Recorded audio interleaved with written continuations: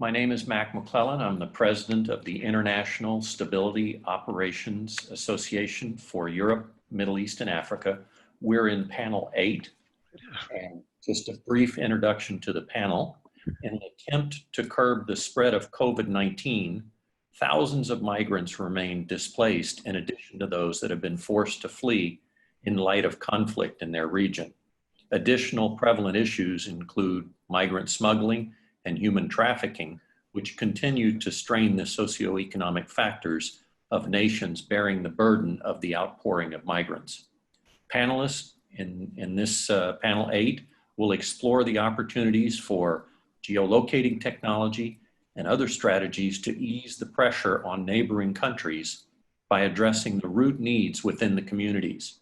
In this regard, it is equally necessary to anticipate ways in which to prevent election-related conflicts for the 5 upcoming presidential elections taking place between now and December in Burkina Faso, Cote d'Ivoire, Ghana, Guinea, and Niger. Measures needed include the training of security forces in skills, such as the use of the necessary technology, the tools and mechanisms for crowd control in respect of human rights. So that sets the stage, and now what I would like to do is introduce each of the speakers and ask them just to give a few words about what they do.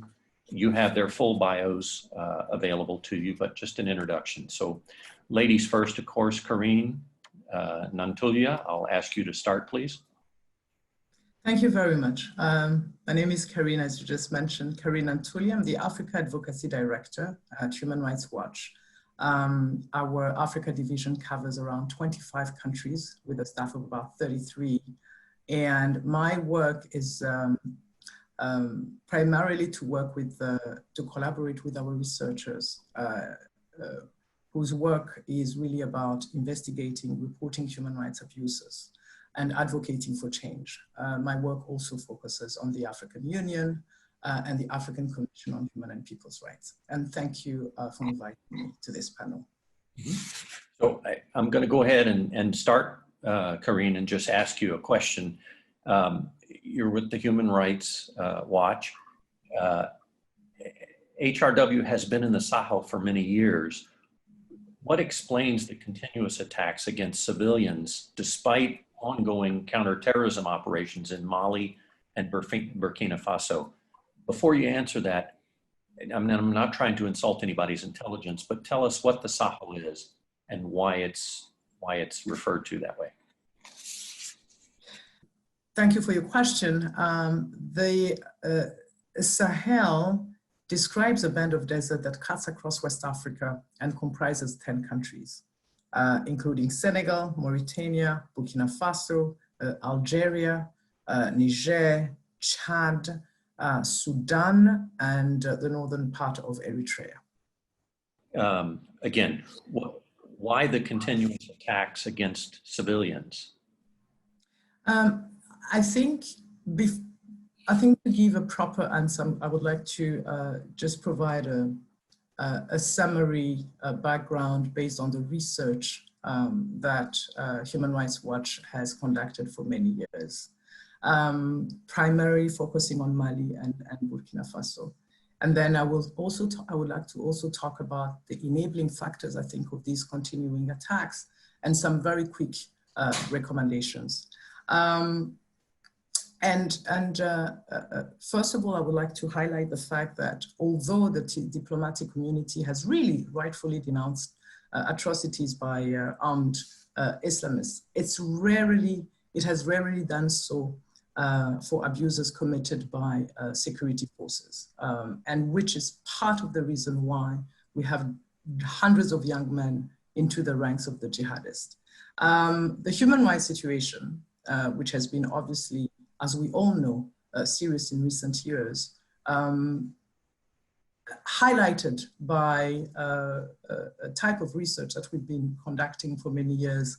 Since 2019, I would like to highlight the fact that Human Rights Watch has documented 1,500 unlawful killings in Burkina Faso and Mali by armed groups, including jihadists, security forces, civil defense forces, next to none which have been really properly investigated. So my response is also an advocacy. It's also to advocate for accountability as part of the counter-terrorism operations that have taken place. We are concerned about the government's often abusive, sometimes counter-terrorism operations, in which, for instance, in Burkina Faso, have had civilians executed in high numbers. In terms of, let me just move quickly in terms of the abusive nature of the policies, I think, of states, use of militias, self-defense militias and killing suspects, which have been driving hundreds of young men into the ranks of the jihadists. We see a patterns of violence and enabling factors.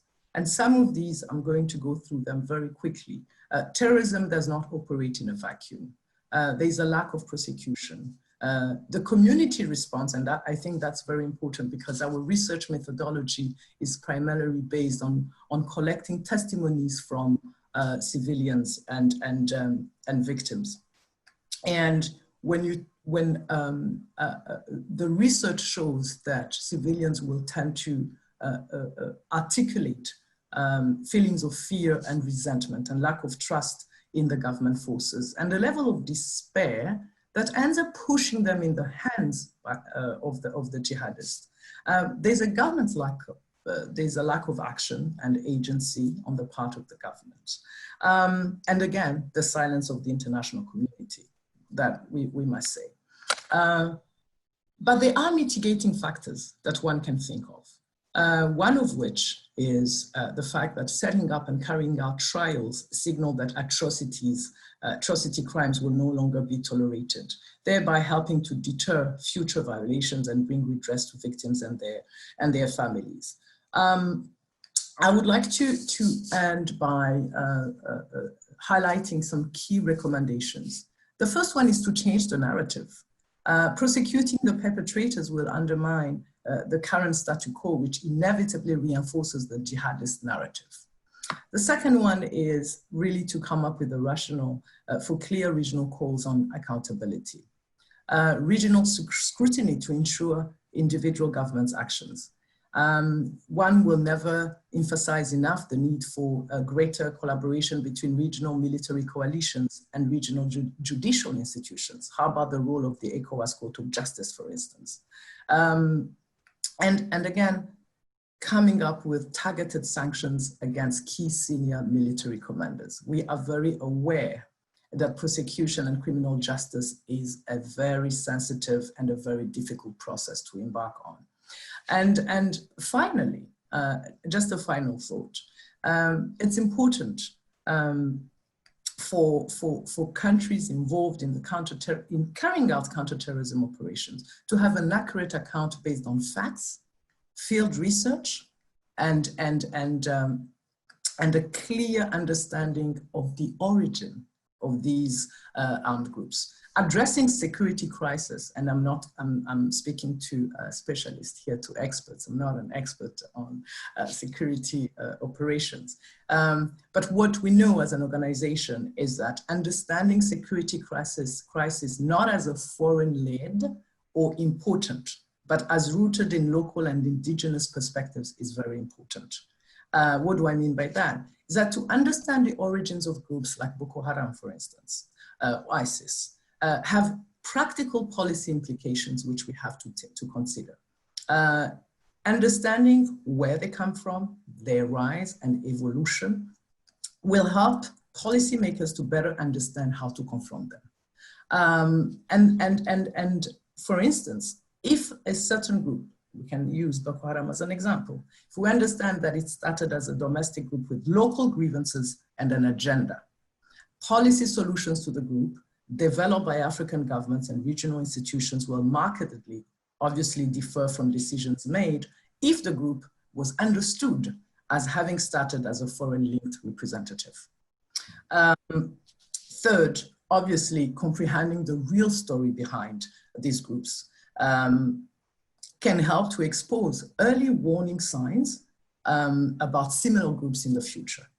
This is essential if we want to have any chance of preventing marginal groups, driven by local grievances and inspired by transnational jihadist ideas from transforming into large-scale armies that obviously threaten the security of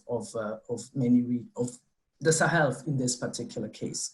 And finally, the current approach, essentially militaristic, without a clear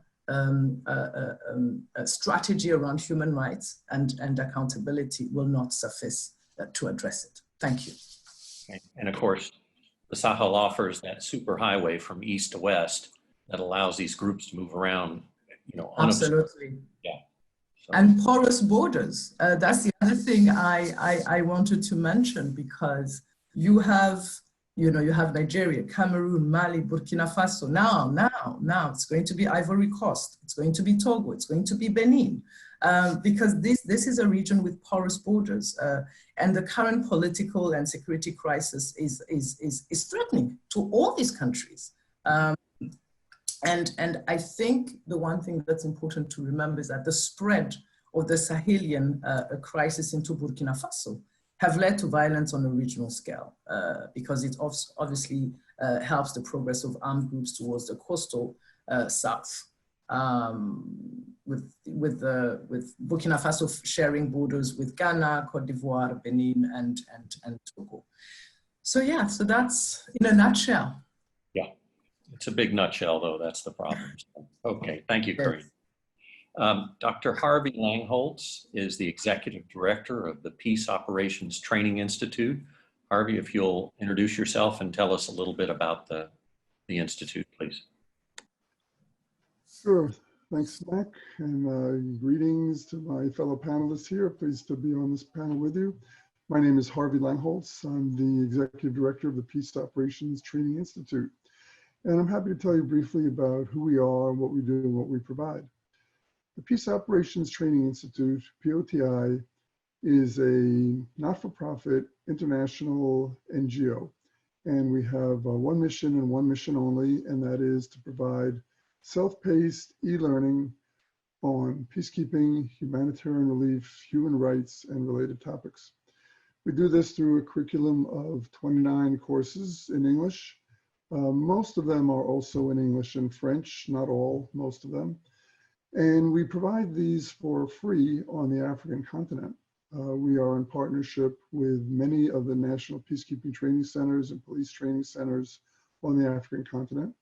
And their students can take the courses that we offer.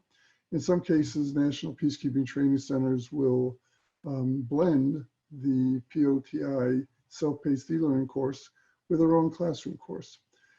We provide over 100,000 enrollments worldwide. Our courses are used by peacekeeping institutions worldwide, Latin America, Africa, South Asia, many other places as well. And roughly 40% of those are on the African continent. So I'll get into more detail later in some of the particular topics that we offer, some of the courses. But our goal is to make this accessible, available, standard, very well-known course authors, respected people in their fields worldwide, and to make these immediately accessible to everybody worldwide. We use what we call a high-tech, low-tech approach. One might think as one hears the word e-learning or distance learning, you visualize a voice on a screen. No, that's not how we do it for a few reasons. For one thing, many of our students are located in the peacekeeping missions themselves or in other areas where broadband internet is either not available or unreliable or expensive. So the pedagogical model that we have is such that students may download their courses one time, go offline, study them, and come back online to take an exam. So the whole thing is very deliverable. Often people ask me, how can we do this inexpensively, and how can we do this worldwide? As I say, it's free. on the African continent to police and to military personnel. People can start anytime. It's an unlimited capacity. If you had 100, if you had 1,000 people you wanted to begin training this afternoon, we're ready to get going. So I'm pleased to be here with my colleagues on this panel to discuss solutions to the situations that we face in terms of migrants, in terms of COVID-19, in terms of unrest. And I'm happy to discuss the training that we make available to try and address these issues in a concrete way. So thanks very much. Harvey, we're talking about the plight of the migrants, particularly during the pandemic. What specific training does your organization offer regarding humanitarian relief operations? Exactly. We have a course with that title, Humanitarian Relief Operations, and it discusses the management of such settings, relief camps, the different players administratively, and also the fundamental details of food, water, sanitation, protection, security, health for adults, for children, for vulnerable groups. And we have one course in particular on that topic itself. Dr. Kwaku Antidarko is the Regional Program Specialist for West and Central Africa at the United Nations Development Program, or UNDP. Kwaku, if you just introduce yourself and tell us a little bit about your office and what you do. As you say, my name is Kwaku Antidarko. I work with the United Nations Development Program as a regional program specialist. Before then, I was working with the United Nations Office for West Africa and the Sahel. And prior to that, I was working at the African Union in Addis Ababa, as a conflict prevention. At the United Nations Development Program, what we do is basically to ensure that there is a connection, a kind of coherence between the policies, the political policies of the UN, and also the developmental ones. Because often these two are separated. And our program is a joint one which tries to coordinate and bring together those aspects. That's the developmental and the political, like issues of mediation and so on, issues of negotiations. Our political, we do not necessarily affect the developmental needs of the people concerned or the countries concerned. So in order to ensure that there is this synergy, there's this synchrony between the two, there's this office which coordinates the activities of the various agencies of the United Nations. And it does that through what we call the UN country teams, which is a conglomeration of different United Nations agencies within a country and the various works that they do. So that is, if you like, the entry point where we really work to make sure that there is something that is being done. So to that effect, we do analysis, okay, of the conflict situation, of the political situation, of the economic situation in the country. And we try to also undertake or help through our analysis with issues of preventive diplomacy that is being done by the Office of the Special Representative of the United Nations, who is also based in Dakar. Dakar seems to be the hub, and it's a French-speaking country, so most of us are bilingual who are working here with that office, okay? So that's basically what we do, and we undertake advocacy also with civil society organizations and non-governmental organizations. We do that also with the academia and the private sector, women and youth organizations as well. So it is basically to coordinate the work of the United Nations, ensuring that the political angle and the economic ones are synchronized, and that we really interact with our stakeholders in a manner that is holistic and leads to, if you like, both the political, the peace and security dimensions and the developmental aspects as well. That is our focus. Okay. Follow on a little bit from what Karine talked about. What are the factors that you see these violent extremist groups taking advantage of, that we need to address in these counterterrorism efforts? Thank you very much. The factors, we often talk of terrorist groups operating in West Africa on a wide, if you like, unimpeded scale. We have had forces even from external, like France and Spain, Germany, America, and so on, operating in the Sahel and West Africa, trying to bring down these terrorists, yet they are still in action. It's not going to be a one-day affair or a short-term issue. But the fact is that what makes them strong is that in most of those areas that they operate, one can really notice a particular weakness of state authority, a lack of presence of state authority. Often there are not even police stations there, there are not even hospitals or even at times schools, issues that indicate that the government is present there. And by virtue of that fact, it is also this issue that development is very low there. So in the northern part of the West African states, all the 15 West African states, you see that the poorest areas are in those places. Those are the places where incomes are very low and standard of living are also very low. There's also the idea that they are very far away from the capital, which is the hub of development. So occasionally you can have people come to really install themselves there. So all these factors accumulate to make sure that they look that way. And there's also the ethnic factor, the issue of people fearing their neighbors and thinking that they might probably dominate them or share or loot their resources and so on. Ethnic animosity, whether real or unfounded, is often also one of the issues that pervade in these situations. And it has to do with natural resources and at times diversity in the occupations of the various people. Some are farmers, that is crop farmers, and others are animal farmers who roam their cattle and so on around. And often there is this conflict of this man has run his animals through my farm, my crop farm, and that kind of thing. And it often leads to kind of tension, which then takes ethnic overtones and rather than professional overtones or geographical overtones. And there's also the case of the decline in traditional authority. There are traditional authorities there which for centuries have held sway and governed the place and harmonize issues. Now governments come to supersede in a manner that does not often recognize the importance or the significance of the traditional, or at least diminishes the importance of the traditional authorities in such a way that their control over the population really goes down.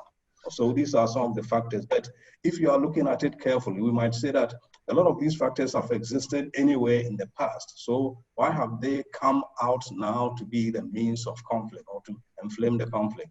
One of them is the proliferation of arms, okay?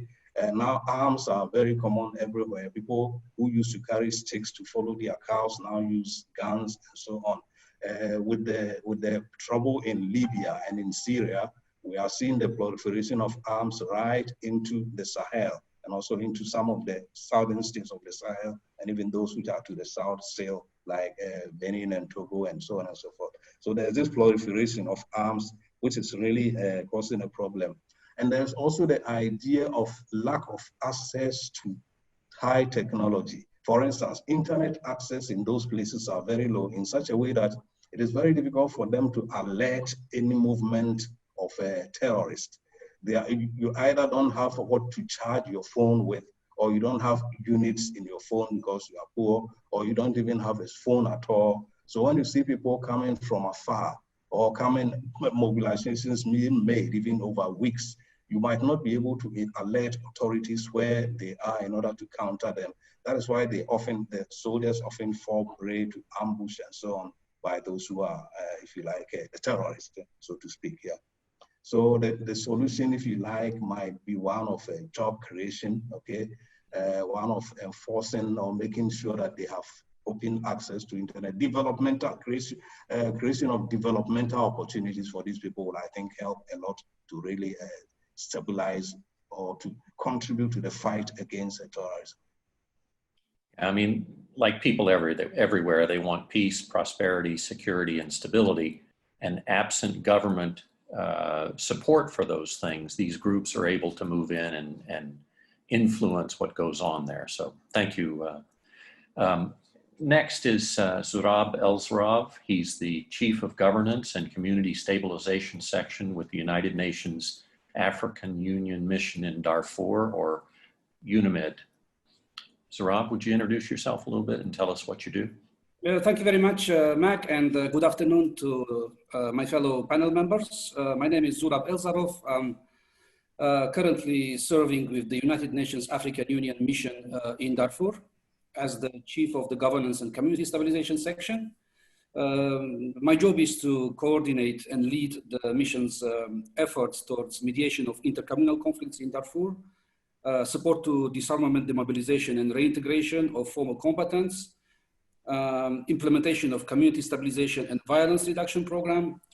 And I'm also leading the durable solutions, the resilience and livelihoods pillar in the framework of the state liaison functions.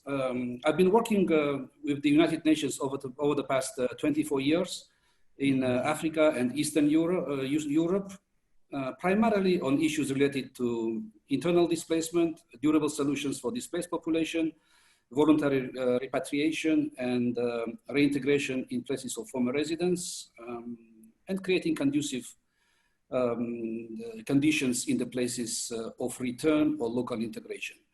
I'm very happy to be on this panel with you today. Yeah.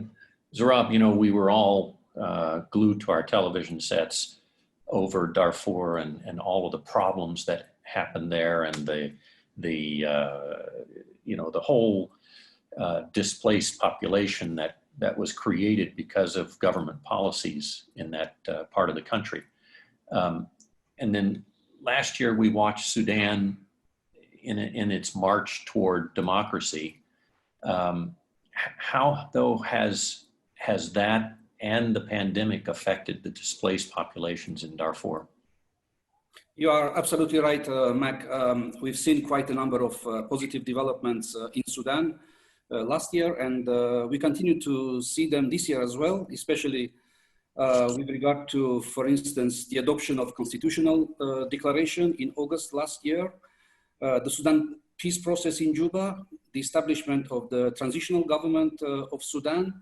All these significant developments have reasonably increased the hopes and expectations of the displaced population in the country, including Darfur, for an end to their displacement. According to the latest estimates, nearly 2 million people still remain displaced, and they face protection risks, protection threats, even as they attempt to rebuild their livelihoods or return to their homes. Many of the internally displaced persons in Darfur have been in displacement since the beginning of the conflict in Darfur in 2003. Some still continue to be displaced due to intercommunal conflicts that are still taking place in various parts of the region. The majority of the displaced population are living in camps and settlements where conditions remain dire, and the root causes that led to their displacement still remain unaddressed. Definitely, we've seen greater stability and a low level of conflict in Darfur in the past few years. And this has contributed to some increase in returns. However, many of these returns are still seasonal as people return to farm, cultivate their farmlands and collect their harvest. Therefore, I can see that there's still a lot of efforts that need to be made by the government of Sudan, both in terms of developing a durable solution strategy and the legislative framework to address the issue of displacement and to offer longer-term sustainable solutions to displacement. With the support of the international community, with the United Nations, African Union, and other regional and international actors. At the same time, the economic crisis has exacerbated the long-standing vulnerabilities due to the years of conflict. For instance, at the moment, this year, more than 6.2 million people are estimated to be severely food insecure and in need of food assistance. And the conflict-affected areas such as North, Central, South, and West Darfur states, they are facing the highest levels of food insecurity. And now in this situation, we now have the spread of COVID-19 pandemic to Sudan and associated risks, which are increasing already significant needs and vulnerabilities of the displaced population. This pandemic adds to the challenges of internal conflicts, political transition, economic crisis, climate change, natural disasters, disease outbreaks, and gaps in basic service provision. So the health services are overstretched, the water and sanitation coverage remains poor. The majority of the internally displaced persons are living in congested camps in different parts of the country, with the majority of them in Darfur. At the onset of COVID-19 pandemic, the international organizations, including my organization, UNAMID, have repurposed some of the ongoing programs, have redirected them to address the immediate needs of the population, the new risks and threats posed by the COVID-19. For example, my section has implemented a total of 8 COVID-19 risk communication, awareness and prevention projects at internally displacement camps in West, North and Central Darfur for more than 500,000 IDPs. We have selected volunteers from the local communities for implementation of these projects, who then provided house-to-house awareness campaigns, dissemination of the Sudanese health ministries, COVID-19 protocols, leaflets, posters, mobile awareness campaigns, with distribution of soaps among the local community members, and also distribution of some face masks, sanitizers, gloves, and other personal protective equipment among the medical personnel that are serving the internally displaced people at those camps. So one of the main lessons learned is that when all of a sudden you are facing new challenges, new risks, it's always through working together with the government, with the national authorities, state authorities, local community members, the IDPs themselves, that we can make an impact, make the lives of the displaced population better. So in summary, we remain hopeful that the situation of the displaced population in Darfur and in Sudan in general will continue to improve despite all of these numerous challenges that I have enumerated, and their prospects for the future will become brighter as the country continues to pave the way for the better future for its citizens, including the internally displaced people. Yeah, I mean, I remember in the late 60s and early 70s growing up in Libya, and truck after truck with food and goats and everything coming from Sudan to feed the Libyans, and now the Sudanese are struggling to feed themselves. It's pretty amazing. And this is a country with oil, which is also amazing. So thank you. Next, last on our list is Colonel Papa Malik Diaw, the delegate to the military and armed groups at the International Committee of the Red Cross. Colonel, would you introduce yourself, please? Thank you. As we said, I'm the ICRC delegate to the armed forces in Ethiopia and to the to AU, to the African Union. As you know, ICRC is an independent, neutral, and impartial organization that operates worldwide. We help people affected by armed conflict and other situations of violence. We also promote respect of international humanitarian law and its implementation in national laws. We have the mandate essentially from the Geneva Convention of 1949. We are based in Switzerland, Geneva. My job is to facilitate the dialogues between ICRC and the Ethiopian National Defense Forces. This dialogue is multidimensional, we would say, but in my specialized, as I have a military background, I'm working a lot with the armed forces in what we call the prevention, in the prevention area. Prevention is, teach, in order to get knowledge. So we are teaching basically, I'm teaching basically international humanitarian law to the military. And also with police, but I have another colleague who is doing that. In the AU, African Union, we support a section called the Peace Support Operation Division in integrating the law of armed conflict into the documents. I mean, for example, in AMISOM, who is led by AU, we help the PSOD in the SOPs. We help them writing rules of engagement, when I say it, but not technically, but we are trying to help them integrate the law into these documents. So We work also with all over the, as I said, all over the world. We have a lot of delegation in most of countries that are in armed conflicts involved. We work through our delegates. We have a delegation in these areas, and I am coordinating all this work, you know, to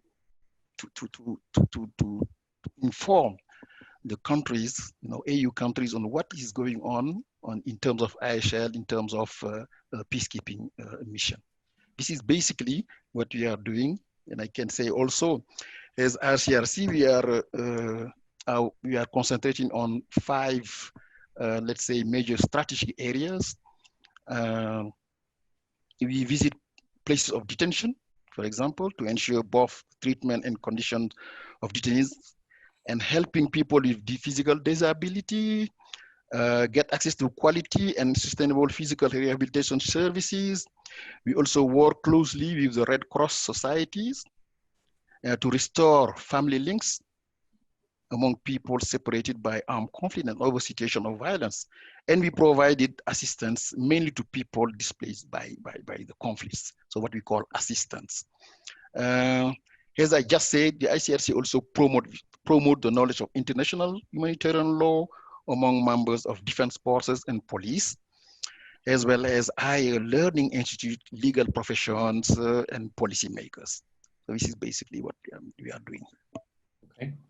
Like many organizations, they've had to curtail or cease operations during the pandemic. How about ICRC, where you're operating? Okay, ICRC is stepping up its response to the global crisis right now in integrating COVID-19 has an important new parameter in its operations.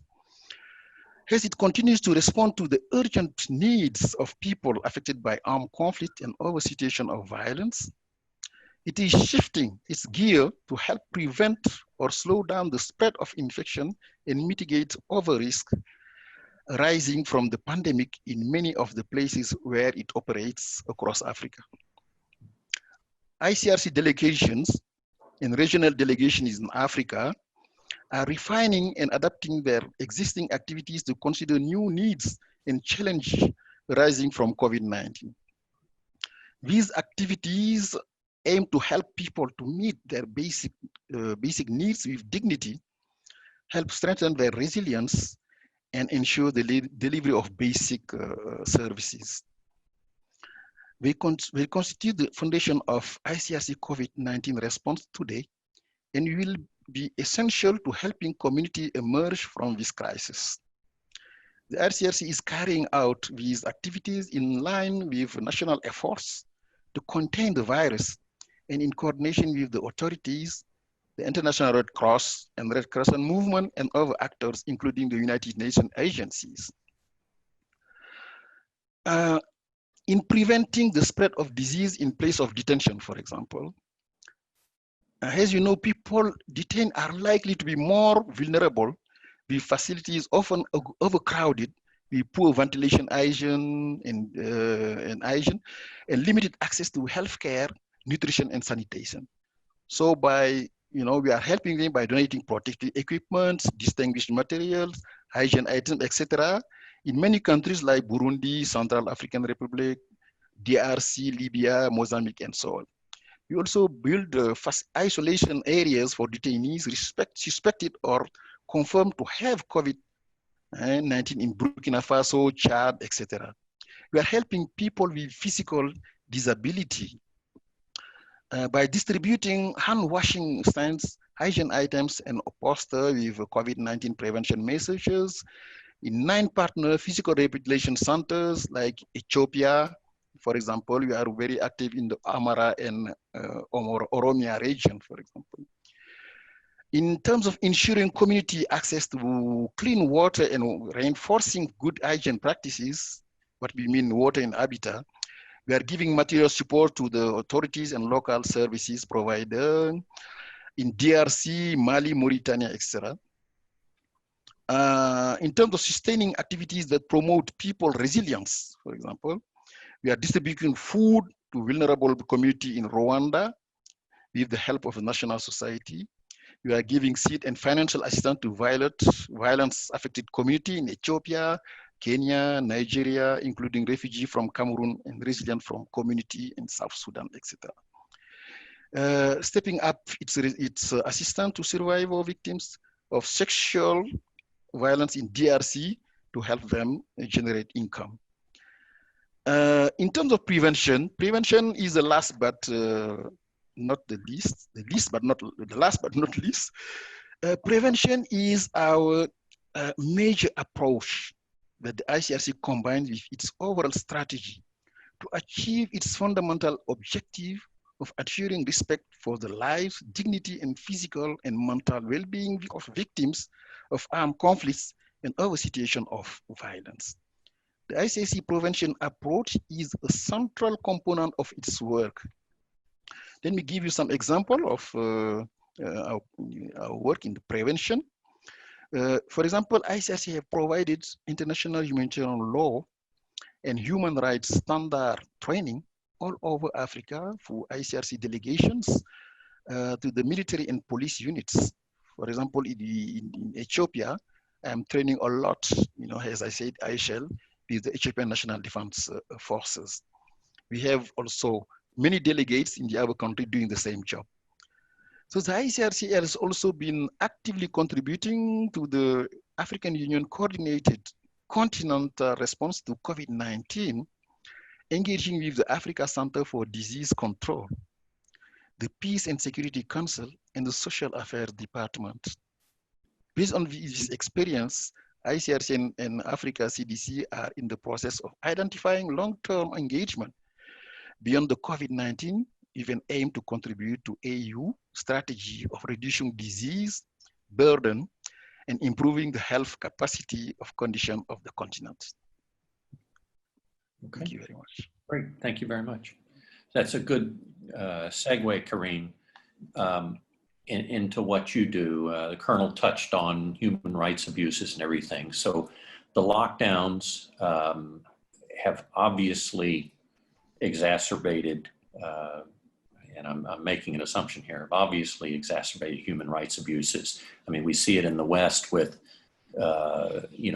spouse abuse and everything because the women can't get out and see other people, and so they're suffering in silence. How do you see it happening in the region that we're talking about, and vulnerable groups on the continent? Thank you. I was listening to my co-panelist who was talking about Sudan, and I then thought of South Sudan, talking about the impact of COVID-19 on countries which have very specific context. Back in March, it was on March 24th, our research on South Sudan carried out research in terms of the impact of COVID-19 in prison and detention. And I will never forget when I read, when I was talking to her and I was reading her materials, it struck me how countries which obviously across the world have all been impacted by COVID-19, but among those, you have a country like South Sudan, which had obviously has still emerging from 6 years of civil war, with many population groups at a heightened risk, including displaced people and prisoners.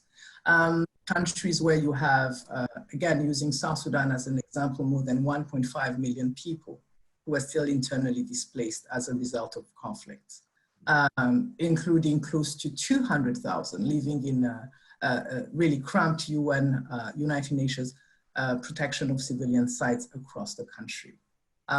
So these are some of the, I think, some of the very deep and concerning illustrations of what COVID-19 can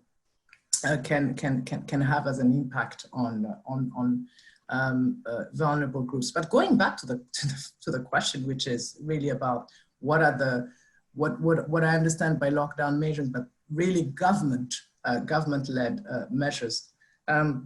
There's an organization, the International Center for Not-for-Profit Law, which tracks Africa's lockdowns. And this particular organization identified about 102 measures in 45 countries on the continent, ranging from, and these measures were ranging from decrees and executive orders to off-the-book really practices.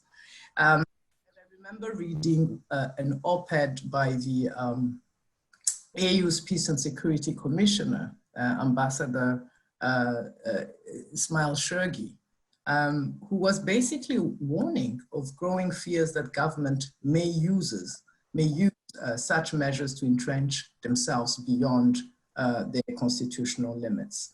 In terms of the extent to which those lockdowns have impacted marginalized groups like women and girls, led organizations like Human Rights Watch to really use our research methodology to monitor COVID-19, the COVID-19 government-led responses along 5 main human rights issues. And I think when I'm going to go through these 5 thematic areas, you will realize that in each and every one of them, there's a certain category of vulnerable groups that are being impacted. The first one is the institutions, detention centers, and prisons, where we highlighted the application of containment measures for people in custody, closed institutions for older people, for instance, people with disabilities and survivors of gendered violence. Migration, we're talking about migrants. The pandemic and the related government responses have impacted migrants and refugees and internally displaced people, including those in conflict situations. A good example is the one I just mentioned, South Sudan.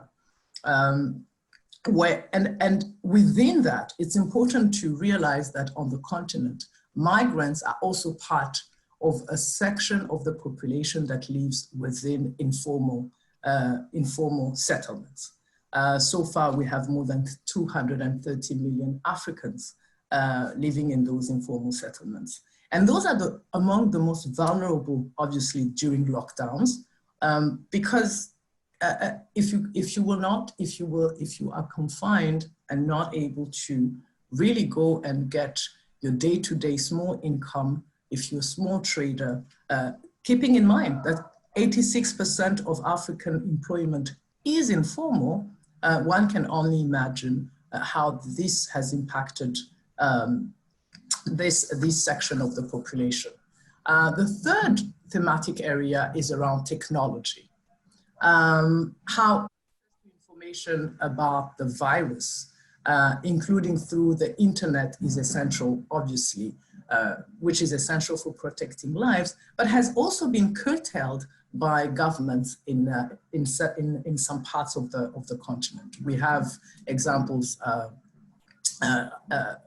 around the freedom of speech that can to countries like Tanzania, Ethiopia at some point, and Burundi. The fourth thematic area is around poverty and inequality, which at a certain point in our research and during our monitoring, we decided to actually look at it as a separate issue, where we raise concerns how, in terms of how lockdowns specifically find themselves punishing low-income earners, as I had mentioned, in informal sector, including domestic workers, which again, these are part of these vulnerable groups. I'm sure you all remember how in South Africa, a few months ago, security forces were reportedly using rubber bullets and water cannons to disperse homeless people lining up for food, telling them to go home. And because that was also as part of an outburst an outburst around within a crisis related to xenophobic attacks against foreigners. Again, another vulnerable group, migrants in countries that are not theirs. And the last one, which really cuts across these different categories, is obviously women and girls, and people of a certain orientation. And the other group, which I would like to mention because I almost forgot it, is really political opponents. We mentioned that indeed 2020 will see a high number, quite a few countries that are going through elections. The lockdown measures have been used by some countries to quell dissent and to curtail the freedoms and the rights of association and expression of their political opponents. So that's another section of African populations, which to a certain extent have also been greatly affected by these lockdown measures. I'm going to stop here now. Okay, thank you, Corinne. I mean, we forget, you know, when I was in South Sudan in 2006, you know, they were in the middle of a cholera and malaria epidemic, and all of a sudden septic meningitis popped up. So, you know, that's before the pandemic happened, and we forget that their health systems struggled to support day-to-day life, much less something like the pandemic. So, Harvey, the UN now, the Security Council now mandates that peace support operations provide protection for civilians and children in conflict areas. What training do you have to support that? Thanks, Mac. You're right. The UN Security Council resolutions do emphasize that, protection of children, protection of civilians. We could have a long discussion about Security Council mandates and how they've certainly gotten wider and wider over the years, everything from peace enforcement to humanitarian relief operations. And so we try to be responsive to this. And let me be clear also, Peace Operations Training Institute is not part of the United Nations. We serve the United Nations community. We're well known in the UN peacekeeping community, but we are not officially part of the UN. We have several courses along those lines. Let me summarize them. As I mentioned earlier, we have 29 courses altogether, but the particular courses, Mac, that address the topics that you have brought up, protection of children. Of course, when we find migrant groups, displaced persons, in some cases, children will have their parents, and in some cases, they will not. And this is especially a vulnerable group. I mean, there are many other vulnerable groups, the aged, infirm, but children in particular, we have to be careful in terms of cultural issues. We have to be careful in terms of the physical protection. There can be problems with sexual exploitation, child trafficking, obviously nutrition and all the standard issues and needs that go on with any population. But the idea here is that we recognize the special needs of children and vulnerable groups. We also have a separate course on protection of civilians. Obviously, for the most part, children are civilians, but I'd say for the most part, unfortunately, they can be child soldiers as well. And that's a whole nother set of discussion, child soldiers. But in terms of protection of civilians, this means political protection. It means security. It overlaps with topics of humanitarian relief operations. And it's the recognition that in some cases, for example, as we just talked about earlier, refugee camps with 200,000 people who just are there year after year. And so we have a separate course here on the protection of civilians. Some other related courses we have, I know some of my panelists referred during the past hour to DDR, disarmament, demobilization, and reintegration. We also have a course on DDR that deals with exactly that. How do you find after an armistice has been signed, after some level of peace has been achieved, how do you then disarm, demobilize, and reintegrate the combatants and return to their roles in the civilian sector? And how do you do this in an organized way? And this is a difficult transition. Otherwise, the armed groups will retain their organization and be too ready to return to combat. So DDR is important. We also have, as I mentioned briefly, humanitarian relief operations. And you notice there's some overlap in these topics. The children, the civilians, will be in the refugee camps, and they will be migrants. And so the course on humanitarian relief operations deals with food, sanitation, health, cleanliness, shelter, security, all the aspects of providing for a group like this. We also have a course on police. And of course, police are required to maintain order. And that's something that's very easy to take for granted as an outsider. We tend to view police, we think of them in a relatively stable society, but police have so much more of a challenging job in a nation or in a setting that has just recovered from conflict. There can still be some level of chaos, anarchy, and the police have a much more challenging job in a setting like this. In order to have an effective police force, you really need several other things along with that. Yes, you need police. You need an established system of law. You need prisons or jails or some place to place a person after they have been apprehended. And you need a court system as well. And so these are all different aspects of civil society that have to be reestablished as the nation makes that transition from the chaos and violence and anarchy of war, hopefully to a stable and self-sufficient society. So as I mentioned, we have 29 courses. They're all free to African military personnel and police. I've summarized, I think, about 4 or 5 of them. But I welcome anybody who'd like to look at our website and take these courses for free and make hopefully a concrete, real-world contribution to the issues that we have been discussing today. So thanks very much. Okay, thanks. Kwaku, let's talk a little bit about state security forces. You know, we have come to expect that the extremists, the violent extremists will abuse people, you know, the human rights problems and all.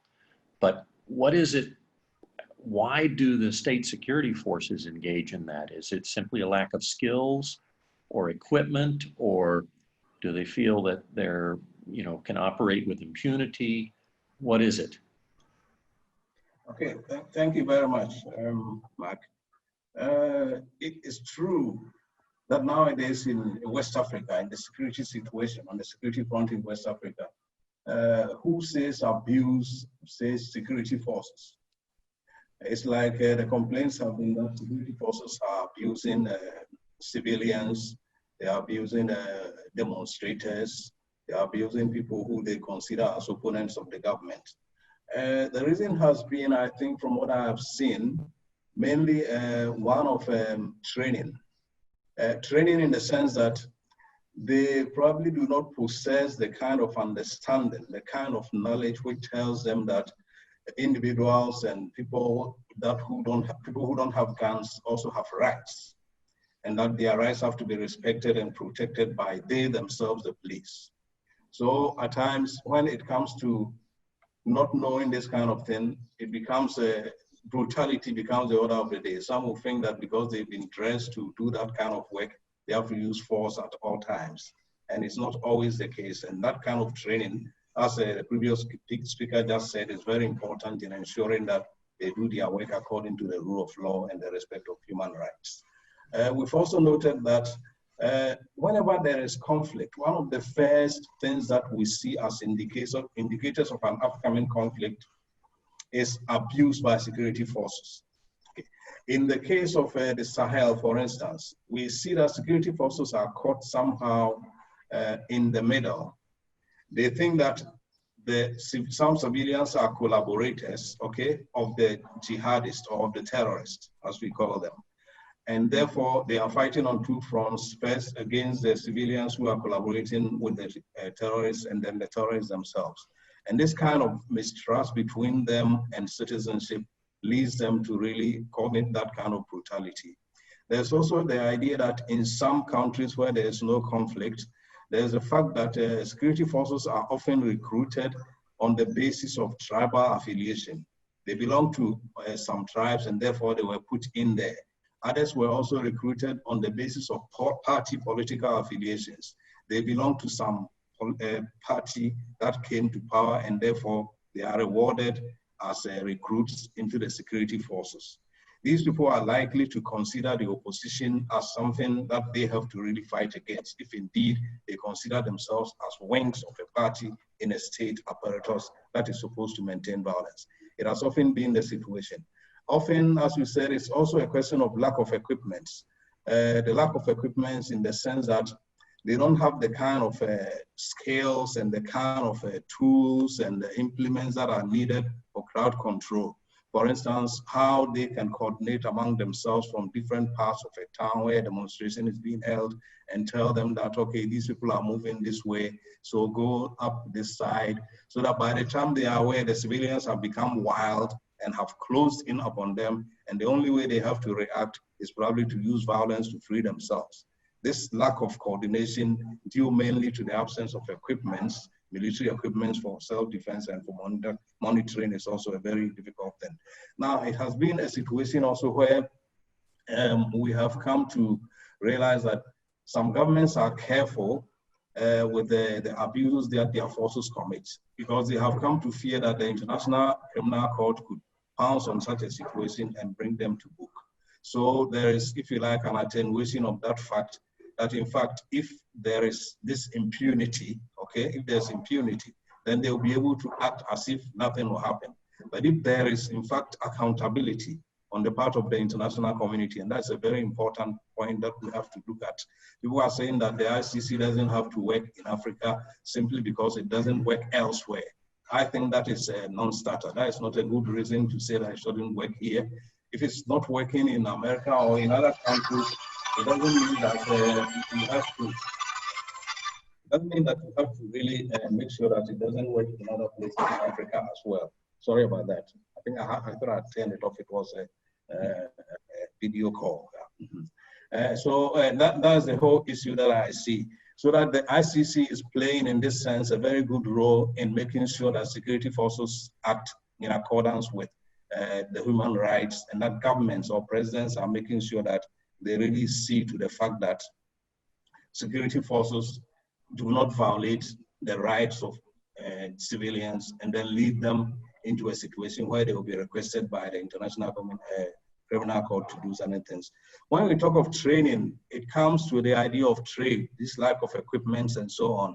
And it brings us also to the fact of what kind of countries or what kind of equipment do we need and which countries have them, okay?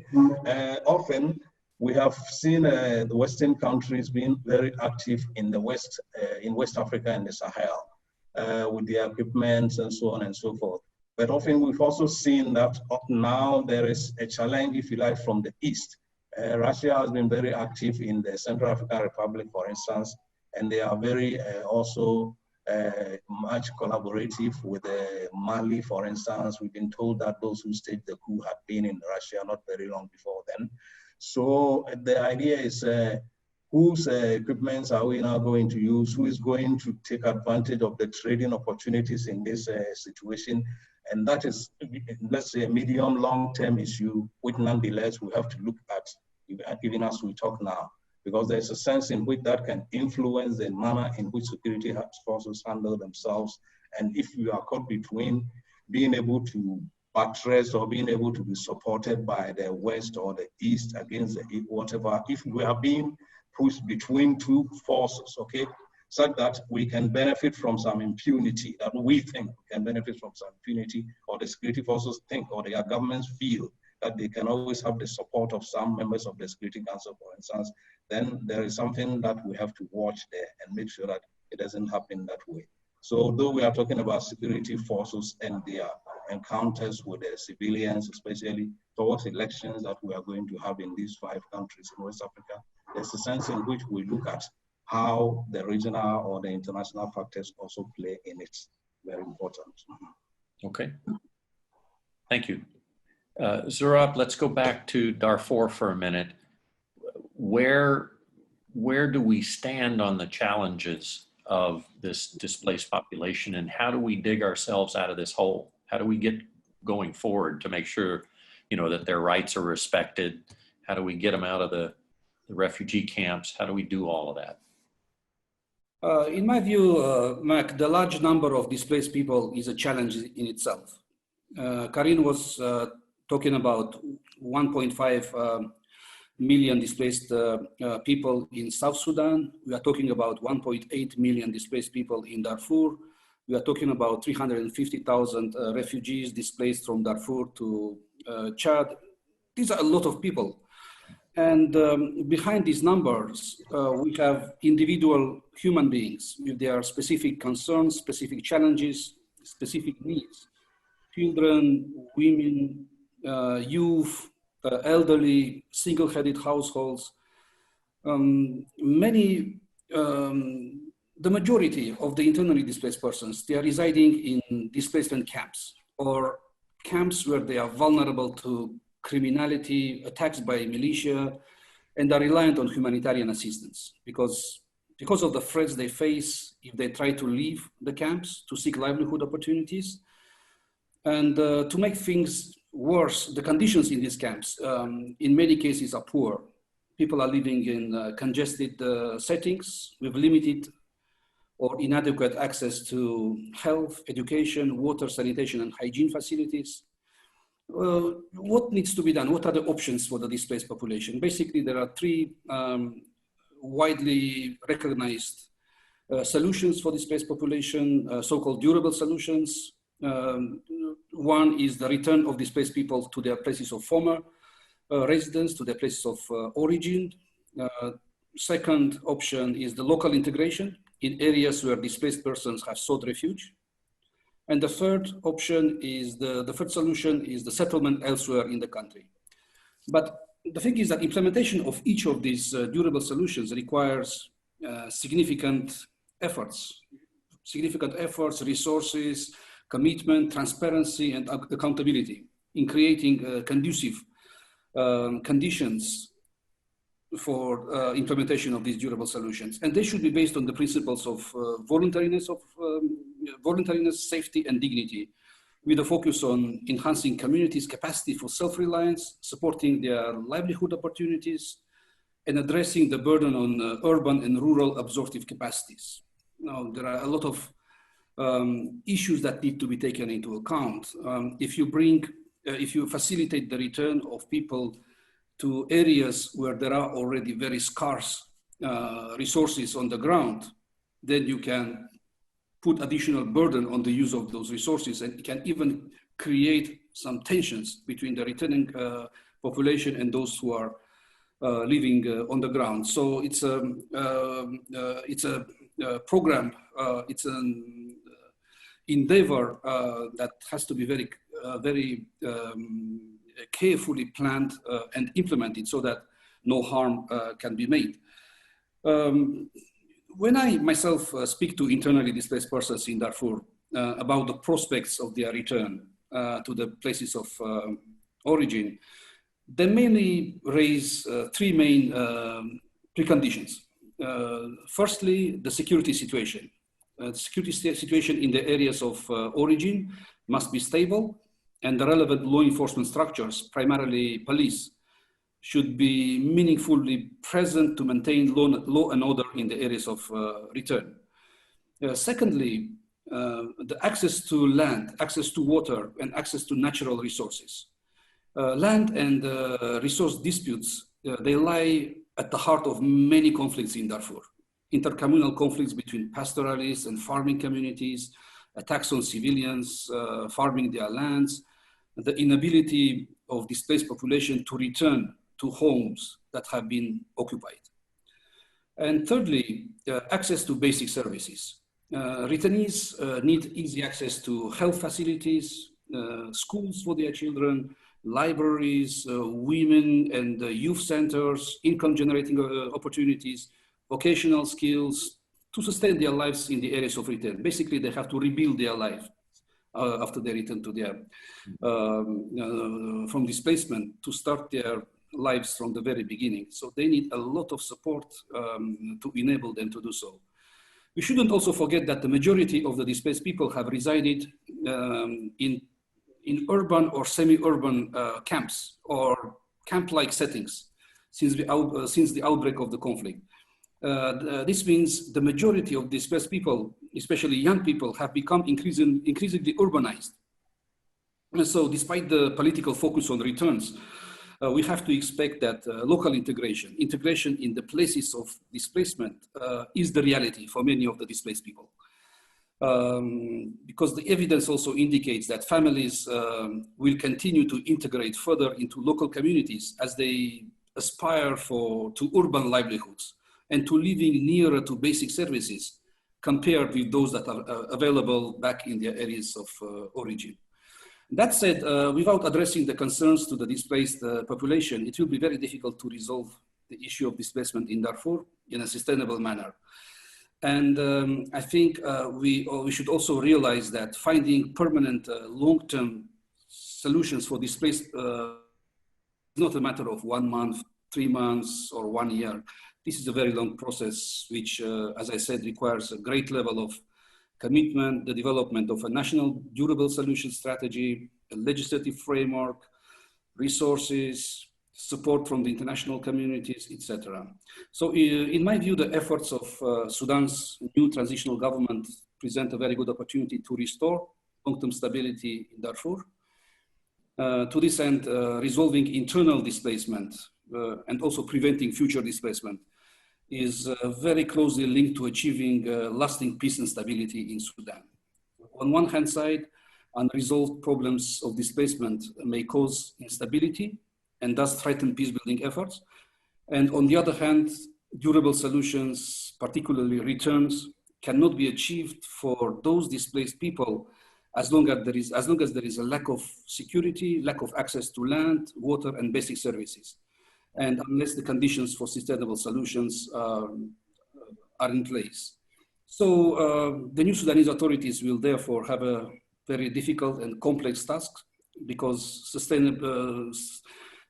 substantially increasing support for durable solutions in Darfur will require expanding basic services, enhancing security and rule of law in the areas of return, enabling sustained access to affected people, and basically addressing the root causes of the conflict in Darfur. I was just going to say rule of law before many of the other things. So Absolutely. Thank you. Colonel, I read a couple of days ago that even when they have viable vaccines available for the COVID-19, that it will still take 2.5 to 3 years and over 6,000 freighter airplanes, the big airplanes, not the small ones, but 6,000 to 8,000 freighter airplanes to move the vaccine around the world to the entire world population. Until then, though, the people in these conflict and areas of violence, what needs do you see arising that we have to address sooner than the vaccine coming? Thank you. A pandemic of this scale poses unprecedented threats and challenges. We don't yet know the extent of the impacts, but it's already having enormous health, social and economic consequences across the world. In our situation, war, that war and conflict don't stop for a pandemic. And the pandemic represents a serious threat to the world's most vulnerable people, especially those living in or fleeing situations of conflicts and violence. For them, COVID-19 is just one additional threat component the existing daily threats of violence, displacement, poverty, and stigma. In many of these places, health systems are compromised or completely shattered. Clean water and hygiene materials are a luxury. Many particularly vulnerable people live in overcrowded conditions, including IDPs, refugees, migrant DPs, detainees, the sick and wounded, and those living under siege and or occupied territories. And among these populations are those at high risk again, including women and girls who make up a large part of the health workplace and are often primarily caregivers to children, older people and the sick, older people, persons with disability, as we said, and other with pre-existing health conditions. They often have less access to information, which mean they cannot make informed choice. Some public health measures, such as social distancing and sanitarian measures, will be difficult to implement for these people as they continue to flee conflicts or due to security constraints, lack of space, poor infrastructure, and limited essential services.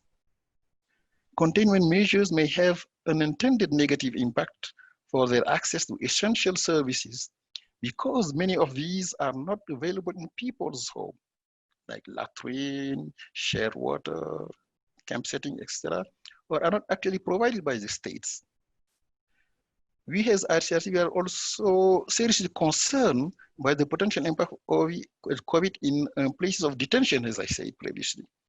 People detained are likely to be more vulnerable with facility often overcrowded, with poor ventilation hygiene, and limited access to healthcare, nutrition, and sanitation. So focusing on prevention and having contingency plan in place of detention will help to reduce the burden of health care services inside and federal facilities.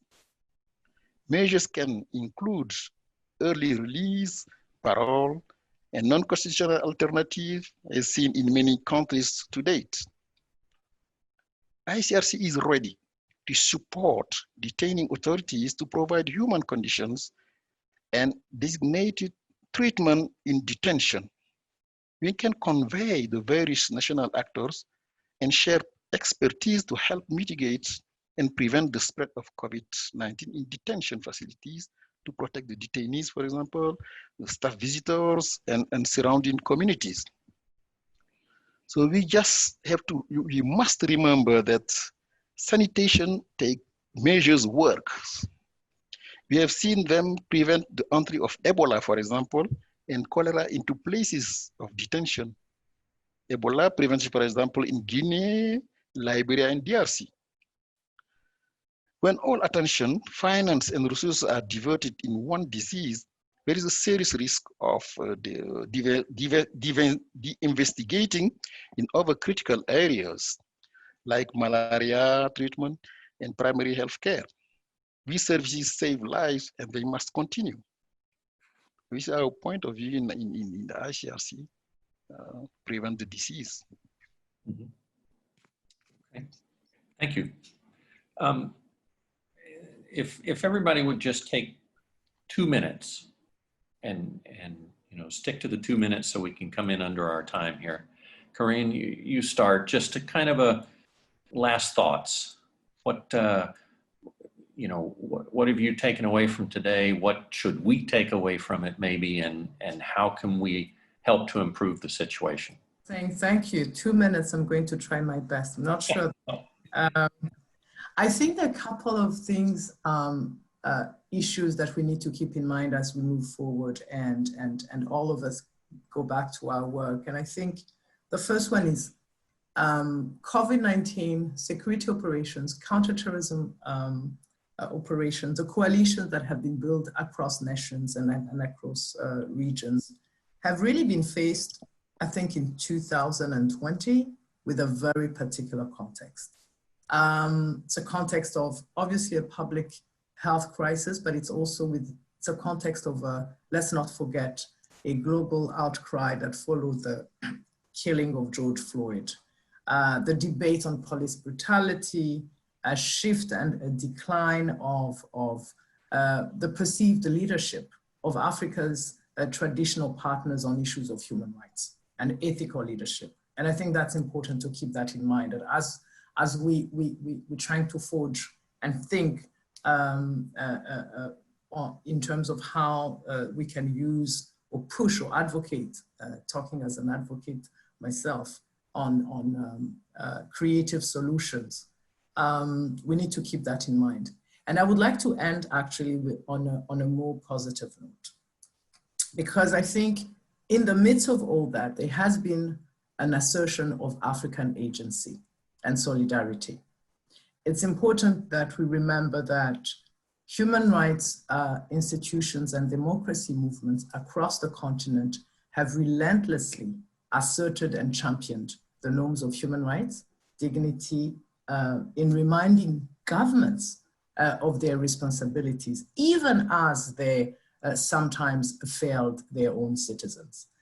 It was aptly illustrated by the African Commission on Human and People's Rights and the African Union Pan-African Parliament throughout the year, when in what I would call an unprecedented move, they openly urged governments, African governments, to increase their health investments, their human rights approach in how they were tackling COVID-19, and to really embrace a rights-based approach.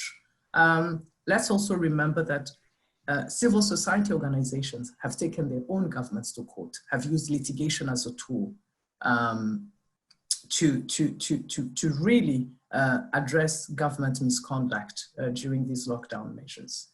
It happened in South Africa, in Zimbabwe, and other places, Kenya as well. I'm going to end my 2-minute slot on this, on this particular thought on the importance of African agency and leadership in a time of crisis like the one we find ourselves in. Thank you very much. Thank you. Harvey, 2 minutes. Thank you, Mac. Yes, first I appreciate the input and conversation with the colleagues here. I think that the solutions have to be all of the above, multidimensional, all the stakeholders, all the possible advantages that we collectively can find. Yes, at the political level, at the economic level, at the medical level, at the military level. We also have to recognize that we're all in this together. This global pandemic should be yet one more reminder that the world is a small place and we are all here sharing the air, sharing the risks, sharing the beauty of life itself. And we have to approach this in a collective way, not in an individual nation way. And frankly, I think this may be the next obstacle coming up. Even when we do have those 6,000 airplane flights, 60,000 airplane flights, who's going to get them? This is going to become an issue. And I think we have another problem, assuming that we even get there, so we even get to the vaccine. Warfare, as my colleagues have mentioned, warfare does not take a break during a pandemic. There were already challenges before. There were already challenges of terrorism, economics, other sicknesses, migration. We already had many challenges before, and now the pandemic, of course, has just heightened it. I'm also quite aware that the pandemic has unevenly impacted different groups, whether it's within a country or around the world. There's some who are fortunate enough, by the nature of their work, to be able to pretty much isolate themselves. Others who are already struggling do not have that medical safety, and this can be an area of tension. So I'm pleased. I think every one of my colleagues on the panel mentioned the need for either a training or skill sets in humanitarian relief, police operations, protection of civilians, protection of children, and obviously the specific solution that I try and bring is the availability of that training. So thanks everybody. My pleasure to be part of the conversation. Zurab, you're up. 2 minutes, please. Thank you, Mac. I want to speak about the one lessons learned and one takeaway. The lessons learned for me from operating under COVID-19 pandemic, definitely it wasn't possible to implement your programs, your projects in the same manner as you used to do before. So one lesson learned was that the pandemic has prompted us to search for innovative, creative solutions on how to go about, bringing our assistance to the people, to the vulnerable people.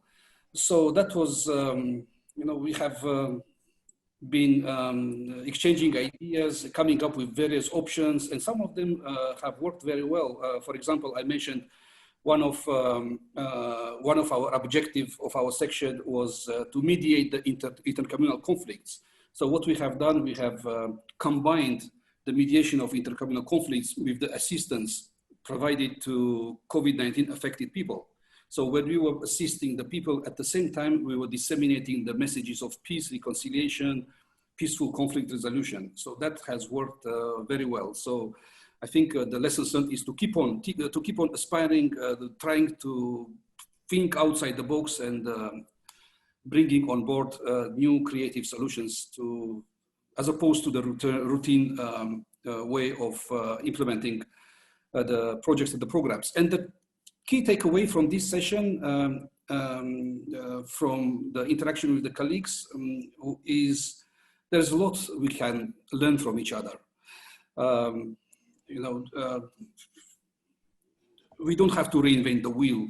There are success stories all across Africa. Some countries have, for example, implemented successful DDR programs. Others are just starting planning for DDR programs. So we don't have to repeat the same lessons. We can just replicate what worked well, the best practices. So when we are cooperating, when we are working together, we can have much larger impact on what we do. Thank you. Thank you. Colonel, you're up. 2 minutes, please, sir. Thank you very much. As I said earlier, this pandemic will not probably end soon. We all know that. So preventive measures will be the only solution until a vaccine is found. And ICRC is working very hard in coordination with the states, nation, and other organizations, to help these people in need. Our operations are affected by this pandemic, of course, as everyone, like restriction on travel, supply chain of interruption, ability of products, shipping, and closed border are changing our work. But it's still too early to say if some activities will stop definitely as a result. And in others, our activities may expand as governments seek our assistance. For example, with prevention measures in place of detention. Given the rapidly evolving nature of the pandemic and its instability in places of work, the ICRC will continue to adapt our activities to the environment and needs of the people we serve, keeping our donors and states informed of any critical changes. Thank you very much. Thank you. Let me close out. It may seem incongruous to compare Singapore to Africa, but I think it's germane.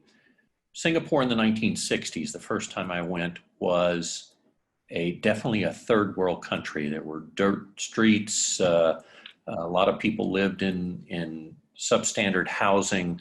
The rule of law was poor. There was a lot of corruption and crime.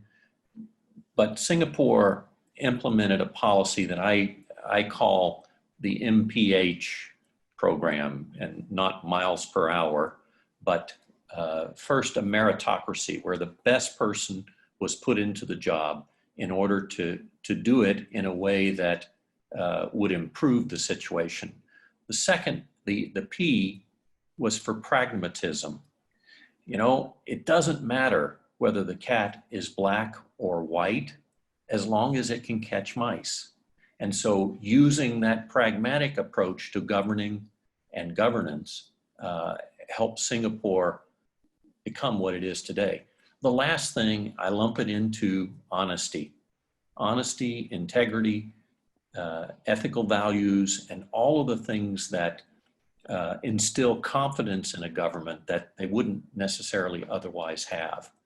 And so Singapore is an example of developing competition, focusing on the benefits of science, enforcing property rights, developing modern medicine, a consumer society, and a consistent work ethic, change that country in one generation, again, to what we see now. So if there is hope for Africa, and I think Singapore would be a good model that they could emulate.